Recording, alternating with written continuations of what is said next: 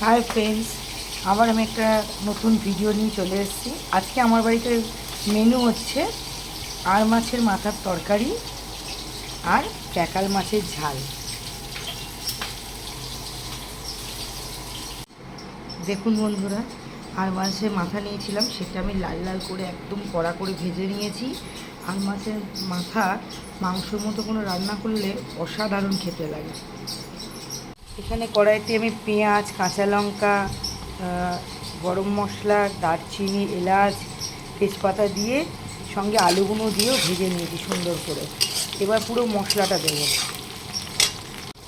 দেখুন বন্ধুরা, পুরো মশলাটা আমার কষা হয়ে গেছে। এবার ভালো করে জল দিয়ে, বেশি জল দেবো না যেহেতু মাংসের মতো করে করব, ভালো করে জল দিয়ে আর মাছের মাথাগুলো দিয়ে দেবো। এই দেখুন বন্ধুরা, আমার আর মাছের মাথাও প্রায় হয়ে এসছে। দেখুন কি অসাধারণভাবে ফুটছে মাংসের মতো। এবার গরম মশলা দেবো, নামিয়ে নেব। এইভাবে একবার আপনারা খেয়ে দেখবেন, কমেন্ট করে বলবেন এই সামুদ্রিক রাক্ষসী মাছ আপনাদের কেমন লাগলো।